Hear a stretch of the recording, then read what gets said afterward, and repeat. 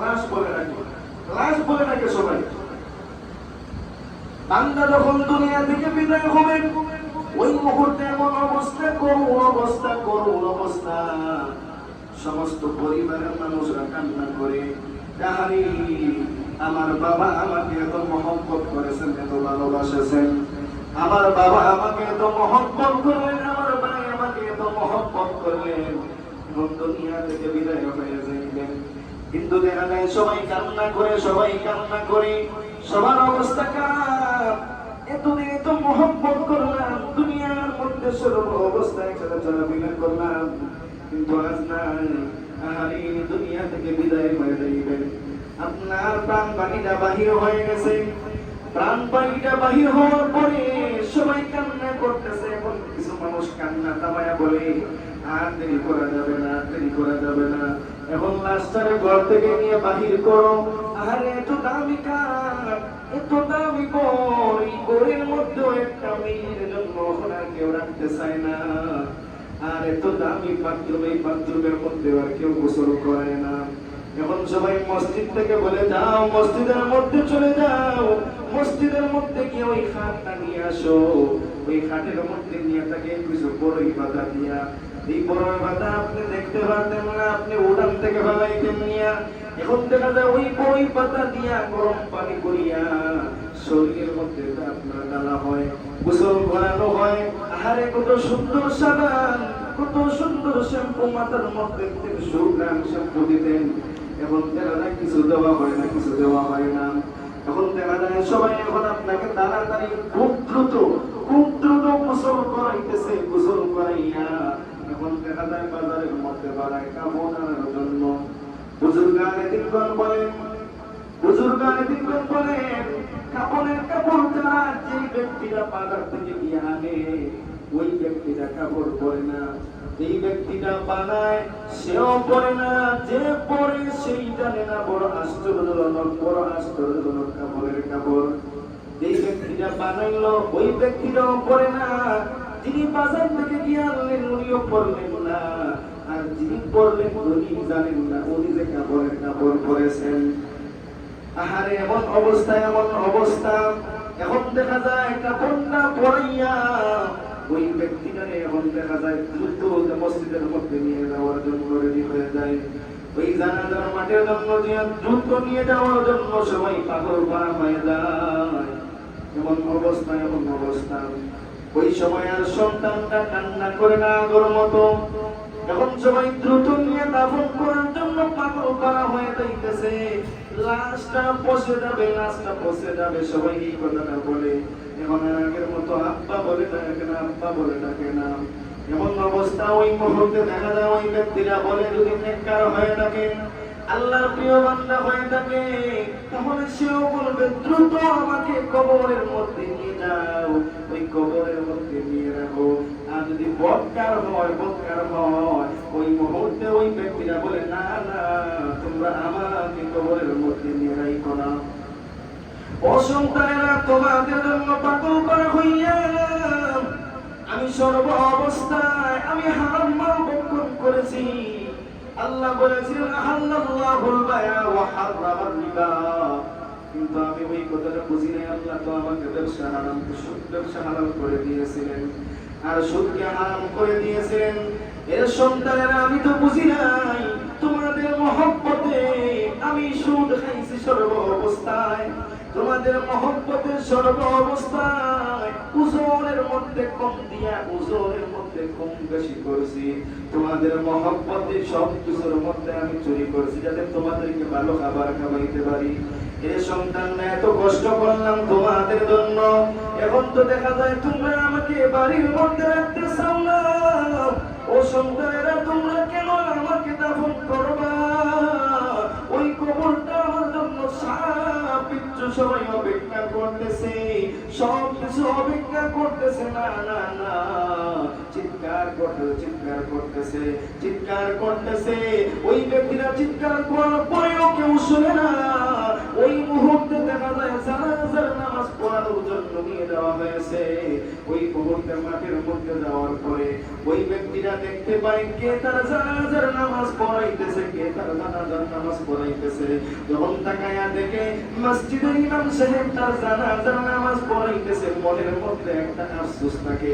হাদিসের মধ্যে আছে আল্লাহর নবী বলেন ওই সময় ওই মৃত ব্যক্তিটা আফসোস করতে থাকে, আহারে দুনিয়ার মধ্যে এত টাকা বানাইলাম, এত কিছু করলাম, কিন্তু একটা সন্তানকে আলিম বানাইলাম না, একটা সন্তানকে হাফিজে কোরআন বানাইলাম না। আর যদি আমার সন্তান হাফিজে কোরআন হইতো, আর যদি আমার সন্তান আলিম হইতো, তাহলে আমার জানাজার নামাজ পড়াইতো। কিন্তু দেখা যায় ওই মুহূর্তে তাকায়া দেখে নিজের সন্তান নাই। মসজিদের ইমাম সাহেব জানাজার নামাজ পড়াইছেন, এই মুহূর্তে তাকায়া দেখে আল্লাহর নবী বলেন এরপরে যদি তার ভাতিজা হয় ভিতরের মধ্যে একটু আনন্দ হয়, আর যদি নিজের সন্তানকে আলিম বানায়, আর আলিম বানায়া জানাজার নামাজটা পড়ায়, ওই সময় দেখা যায় ওই আলিম সন্তান বাবা যত পাপিষ্ঠ হোক না কেন, ওই আলিম সন্তান ওই হাফিজে কোরআন যখন জানাজার নামাজ পড়াইবে, আর জানাজার নামাজ পড়াইয়া চোখের পানি বানাইবে, কারণ কোন সন্তানের চোখের পানি আল্লাহ পিতা দেন না। মহান আল্লাহ রব্বুল আলামিন ওই সন্তানের কান্না মা বাবার জন্য কবুল করেন। ওই সন্তান যখন চোখের পানি বানায়, আলিম সন্তান চোখের পানি বানায় বলে প্রভু আমার বাবা দুনিয়ার মধ্যে নাই, যেই বাবা আমাকে এত মহব্বত করিয়া এত কষ্ট করিয়া লালন পালন করলেন গো আল্লাহ, আমার বাবা দুনিয়া থেকে বিদায় হয়ে গেছেন এবং জানাজার নামাজ পড়াইতেছি, আমার মাথার ছায়াটা আজ নাই। বাবা বলেন সন্তানের জন্য মাথার ছায়া, ওই ছায়াটা আজ আমার উপরে নাই গো আল্লাহ। আল্লাহ আজ জানাজার নামাজ পড়াইতেছি, তুমি তো দেখতেছো আমার বাবা তো গুনাহ করেছেন, তো নাফরমানি করেছেন, আল্লাহ আমাকে তো আলিম বানাইছে। এইভাবে কান্না করতেছে, জানাজার নামাজ পড়াইতেছে। আমার আল্লাহর ফেরেশতারা বলেন প্রভু ওই আলিম সন্তান ওই মুহূর্তে কান্না করতেছে, তুমি কি দেখতেছো না গো আল্লাহ? আল্লাহ বলেন হ্যাঁ হ্যাঁ, ওই আলিম সন্তানের কান্নার কারণে আমার আরশটা কেঁপে উঠেছে, আমি আল্লাহ আর বরদাস্ত করতে পারতেছি না। ও ফেরেশতার দলেরা তোমরা সাক্ষী থাকো, ওই আলিম সন্তান তার বাবার জানাজার নামাজ পড়াইতেছে আর কান্না করতেছে, চোখের পানি নাকের আগায় আসার আগে আগে ওই সন্তানের বাবার কবরটারে আমি আল্লাহ জান্নাতের বাগান বানায়া দিলাম। সুবহানাল্লাহ, জোরে বলুন সুবহানাল্লাহ। তাহলে দেখছেন আলিম সন্তান বানাইলে দুনিয়ার মধ্যে কেমন লাভ। ও ভাইরা আমার, আপনি ধন সম্পদের মালিক হন, সব কিছুর মালিক হন, কোনো অসুবিধা নাই, কিন্তু ওই ধন সম্পদ তো আপনার সাথে যাইতেছে না। একটা সন্তানকে আপনি আলিম বানাইছেন, হাফিজে কোরআন বানাইছেন, ওই সন্তানকে আপনার জানাজার নামাজ পড়াইতেছে, জানাজার নামাজ পড়ানোর কারণে মহান আল্লাহ আপনাকে মাফ করে দিতেছেন। এরপরে দেখেন তাকে আপনার কবর যদি কোনো আযাব হয়, আপনার সন্তান যখন নামাজ পড়িয়া ওই সন্তানটা যখন আপনার কবরের সামনে দাঁড়ায় সূরা ইয়াসিন তেলাওয়াত করবে, আর সূরা ইয়াসিন তেলাওয়াত করিয়া সন্তান যখন মার বাবার জন্য চোখের পানি বানাইবে আর বলবে প্রভু জানি না আমার মা বাবা ওই কবরের মধ্যে কেমন আছেন, যেই মার বাবা আমাকে এত মহব্বত করলেন, এত ভালোবাসলেন, আল্লাহ ঘরের মধ্যে যাওয়ার পরে ওই মাকে দেখতে না পেলে আমার ভিতরটা কম্পিত হয়ে ওঠে, ওই বাবাকে না দেখলে ভিতরটা কম্পিত হয়ে ওঠে। প্রতিবেশী সবাই মার কাছে যায়, মা মহব্বত করে, বাবা মহব্বত করে, মায়ের কাছে গিয়ে সুখ দুঃখ বলে, কিন্তু ওই মা নাই, ওই বাবাও নাই, অন্ধকার কবরের মধ্যে আছেন। আল্লাহ যদি কোনো আযাব হয়ে থাকে, আল্লাহ তুমি তো কোরআনের মধ্যে একটা দোয়া শিখিয়ে দিছো, আল্লাহ রব্বিরহামহুমা কামা রাব্বায়ানি সগীরা। আল্লাহ আমি দোয়াটা পড়িয়া, আল্লাহ তোমার কোরআন তেলাওয়াত করিয়া, আল্লাহ তোমার কাছে হাত ধরে কাঁদতেছি, প্রভু মেহেরবানি করে আমার মা বাবার কবরে জান্নাতের বাগান বানায় দাও। মহান আল্লাহ রব্বুল আলামিন ওই মুহূর্তে বলেন ও ফেরেশতার দলেরা, ওই আলিম সন্তান ওই হাফিজে কোরআন তার মা বাবার জন্য কান্না করতেছে, আর ওই কবরের মধ্যে আযাব হইতেছে। ও ফেরেশতা ফেরেশতার দলে তোমরা সাক্ষী থাকো বাকি জিন্দেগীর জন্য আমি মহান আল্লাহ ওই কবরটাকে জান্নাতের বাগান বানিয়ে দিলাম। বলে আলিম সন্তান দুনিয়ার মধ্যে বানাইলে লাভ আছে নি? আমরা সবার মনের মধ্যে একটা তামান্না থাকবে যে আমার সন্তানকে আমি আলিম বানাইবো, আমার সন্তানকে আমি হাফিজে কোরআন বানাইবো। এই তামান্নাটা থাকে ভাই, তাহলে দুনিয়া থেকে বিদায় হওয়ার সময় ওই সন্তানটাই কাজে লাগবে, এই ধন সম্পদ কোনো কিছু কাজে লাগবে না। আপনি ওই সময় যদি কবর থেকে কবরের মধ্যে যান, আপনার কোনো টাকা পয়সা কোনো কিছু নিয়ে যাইবেন না। ওই সন্তানের নেক আমলটা আপনার ওই সন্তানের দোয়ার কারণে দেখবেন ওই কবরটা ওই মুহূর্তে জান্নাতের বাগান হয়ে গেছে।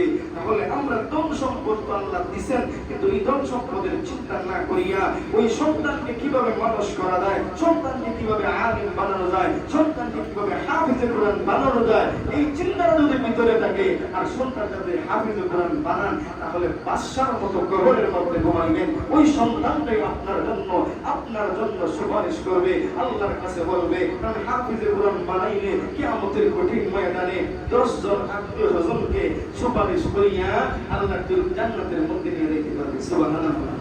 এই বিষয়টা এখন আর বলার প্রয়োজন নেই, অন্যদিন বলবো ইনশাআল্লাহ। সময় শেষ। আল্লাহ আমাদের সবাইকে আল্লাহ রাব্বুল আলামিনের জন্য সর্ব অবস্থায় আল্লাহকে রাজি খুশি করার জন্য দান সদকা করার তৌফিক দান করেন। সবাই বলেন আমিন। ওয়া আখিরু আলহামদুলিল্লাহি রাব্বিল আলামিন।